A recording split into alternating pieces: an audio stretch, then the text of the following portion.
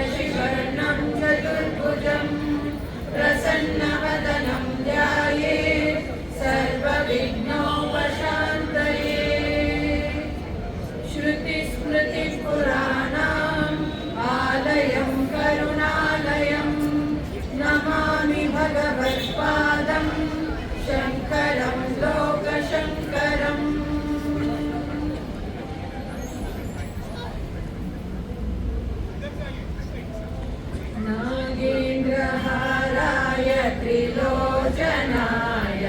भस्माङ्गरागाय महेश्वराय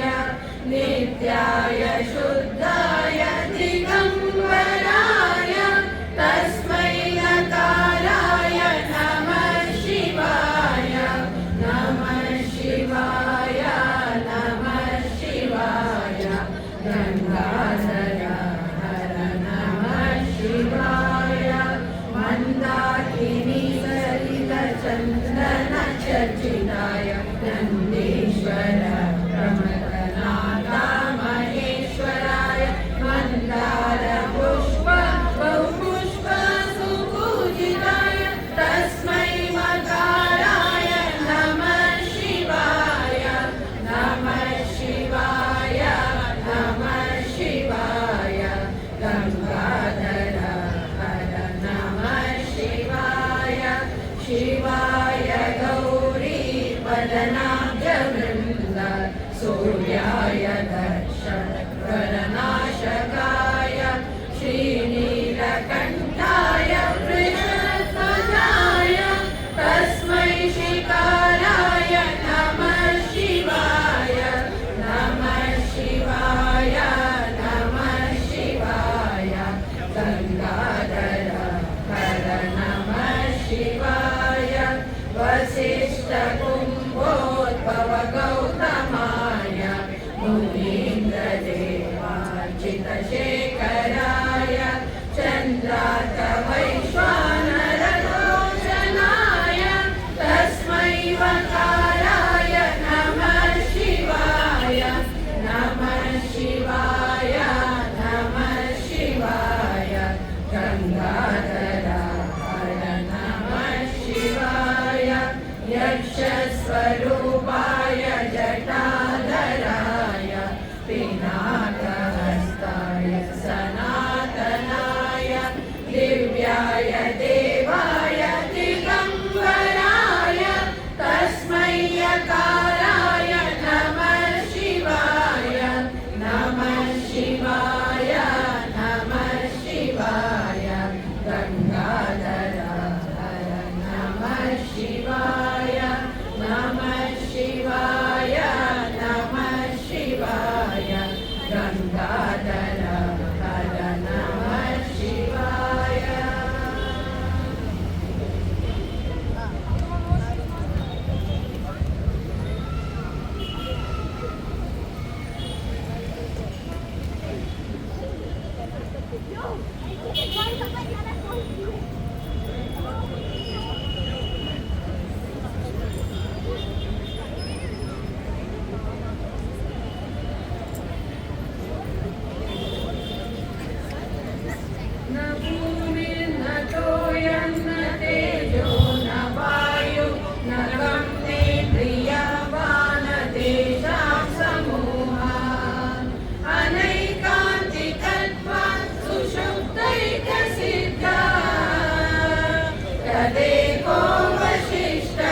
शिव केवलोऽहम् तदेको वसिष्ठः शिव केवलोऽहम् न वर्णा न वर्णाश्रमाचार धर्म न मेधारणा ध्यान योगादयोगी अनात्माश्रयाहं ममाद्यासहाना तदेको वसिष्ठः शिव केवलोऽहम् तदेको वसिष्ठः शिव केवलोऽहम् न माता पिता वा न देवा न लोक न वेदा न यज्ञा न तीर्थं ब्रुवन्ति सुषुप्तौ निरस्तादिशून्यात्मकत्वात् तदेको वसिष्ठः शिव केवलोऽहम् तदेको वसिष्ठः शिव केवलोऽहम् न साङ्ख्यं न शैवं न तत्त्वं च रात्रं न जैनं न मीमांसकाले मतं वा विशिष्टानुभूत्या विशुद्धात्मकत्वात् तदेको वसिष्ठः शिव केवलोऽहम् तदेको वसिष्ठः शिव केवलोऽहम् न चोर्ध्वं न चादो न चान्तर्न बाह्यं न मध्यं न तीर्यं पूर्वापरादि वियद्व्यापकत्वादखण्डैकरूपा तदेको वसिष्ठः शिव केवलोऽहम् तदेको वसिष्ठः शिव केवलोऽहम् न शुक्लं न कृष्णं न रक्तं न पीतं न कुब्जं न पीनं न ह्रस्वं न दीर्घम् अरूपं तथा ज्योतिराकारकत्वात् तदेको वसिष्ठः शिव केवलोऽहम् तदेको वसिष्ठः शिव केवलोऽहम् न शास्त्रा न शास्त्रं न शिष्यो न शिक्षा न च त्वं न चाहं न चायं प्रपञ्चः स्वरूपावबोधो विकल्पा सहिष्णु तदेको वसिष्ठः शिव केवलोऽहम् तदेको वसिष्ठः शिव केवलोऽहम् न जाग्रन् न मे स्वप्नको वा सुषुप्तिः न विश्वो न वा तैजसः प्राज्ञको वा अविद्यात्मकत्वात्रयाणां तुरीयः तदेको वसिष्ठः शिव केवलोऽहम् तदेको वसिष्ठः शिव केवलोऽहम् अभिव्यापकत्वात् वितत्वप्रयोगात् स्वतः सिद्धभावात् अनन्याश्रयत्वात् जगत्तुच्छमेतत् समस्तं तदन्यत् तदेको वसिष्ठः शिव केवलोऽहम् तदेको वसिष्ठः शिव केवलोऽहम् न चैकं तदन्यत् द्वितीयं कुतस्य न वा केवलत्वं न चाकेवलत्वम् न शून्यं न चाशून्यमद्वैतकत्वात् कथं सर्ववेदान्तसिद्धं ब्रवीमि कथं सर्ववेदान्तसिद्धं ब्रवीमि कथं सर्ववेदान्तसिद्धं ब्रवीमि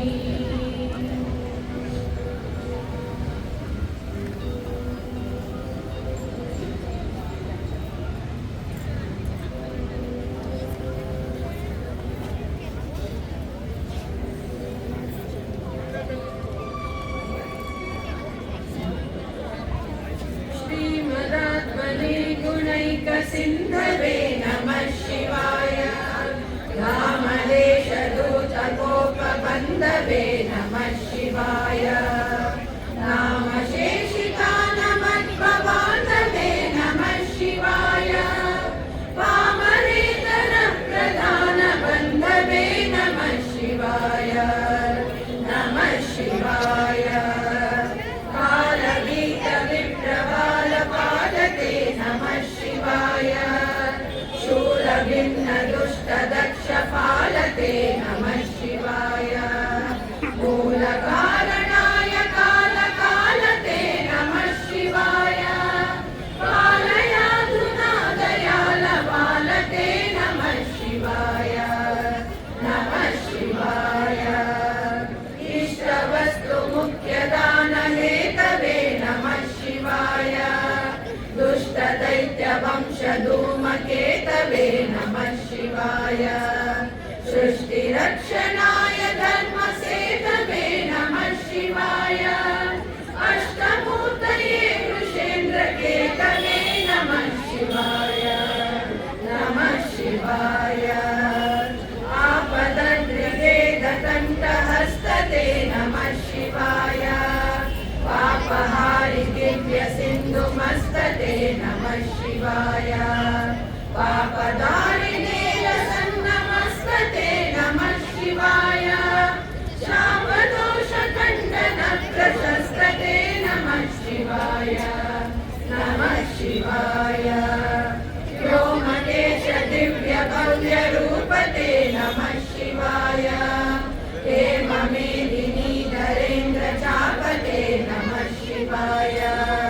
नाममात्रदग्धसर्वपापते नमः शिवाय कामदैकतानवृद्धरापते नमः शिवाय नमः शिवाय ब्रह्ममस्तकावलीनबद्धते नमः शिवाय जिह्मगेन्द्रकुण्डलप्रसिद्धते नमः शिवाय ब्रह्मणे प्रणीतवेदबद्धते नमः शिवाय जिह्मकालदेहदत्तबद्धते नमः शिवाय नमः शिवाय कामनाशनाय शुद्धकर्मणे नमः शिवाय सामदानजायमानशर्मणे नमः शिवाय हेमकान्तिचाकचक्यवर्मणे नमः शिवाय सामजासुराङ्गलब्धचर्मणे नमः शिवाय नमः शिवाय जन्ममृत्युघोरदुःखहारिणे नमः शिवाय चिन्मयैकरूपदेहधारिणे नमः शिवाय मन्मरोदकावपूर्तिकारिणे नमः शिवाय सन्मनोगताय कामवैरिणे नमः शिवाय नमः शिवाय यक्षराजबन्धवे दयालवे नमः शिवाय दक्षपाणिशोभिकाञ्चनालवे नमः शिवाय पक्षिराजवाहनृच्छयालवे नमः शिवाय अक्षिमालवेदपूततालवे नमः शिवाय नमः शिवाय दक्षहस्तनिष्ठजातवेदसे नमः शिवाय अक्षरात्मने नमद्विदौजसे नमः शिवाय ईक्षितप्रकाशितात्मतेजसे नमः शिवाय कुक्षराजवाहते सतां गते नमः शिवाय नमः शिवाय राजताचलेन्द्रसानुवासिने नमः शिवाय राजमाननित्यमन्दहासिने नमः शिवाय राजगोलकावतंसवासिने नमः शिवाय राजराजमित्रताप्रकाशिने नमः शिवाय नमः शिवाय दीनमानवानिकामधेनवे नमः शिवाय सूनबाणदाहकृत्यशानवे नमः शिवाय स्वानुरागभक्तरत्नसानवे नमः शिवाय दानवान्धकारचण्डभानवे नमः शिवाय नमः शिवाय सर्वमङ्गलाकुशाग्रशायिने नमः शिवाय सर्वदेवता गणातिशायिने नमः शिवाय पूर्वदेवनाश संविदायिने नमः शिवाय सर्वमन्मनोजभङ्गदायिने नमः शिवाय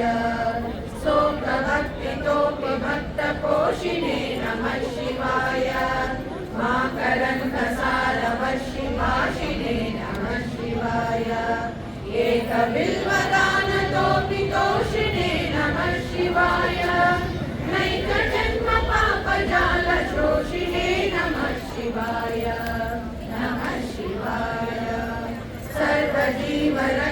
सर्वजीवरक्षणैकशीलिने नमः शिवाय पार्वतीप्रियाय भक्तपालिने नमः शिवाय दुर्विदग्धदैत्यसैन्यधारिणे नमः शिवाय शर्वरीशधारिणे कपालिने नमः शिवाय पाहि मामुमामनोज्ञदेहते नमः शिवाय देहि मे वरं सितात्रिगेहते नमः शिवाय मोहितर्षिकामिनि समूहते नमः शिवाय स्वेहितप्रसन्नकामलोभते नमः शिवाय मङ्गलप्रदाय गोतुरङ्गते नमः शिवाय गङ्गया तरङ्गितोत्तमाङ्गते नमः शिवाय सङ्गरप्रवृत्तवैरिभङ्गते नमः शिवाय अङ्गजालये करे कुरङ्गते नमः शिवाय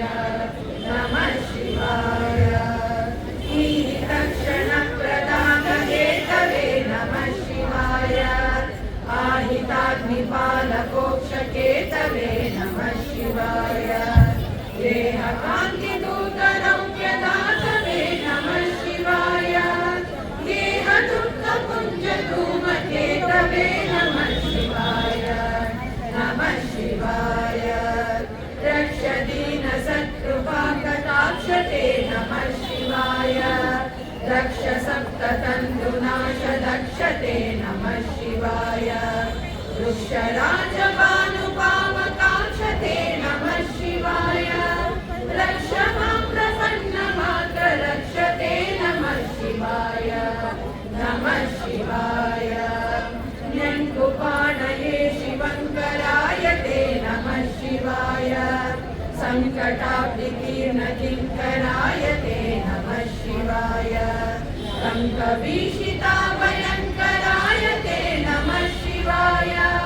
पङ्कजाननाय शङ्कराय ते नमः शिवाय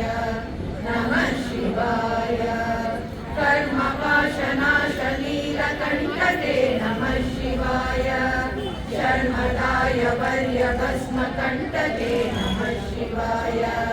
निर्ममर्षिसेवितोपकण्ठते नमः शिवाय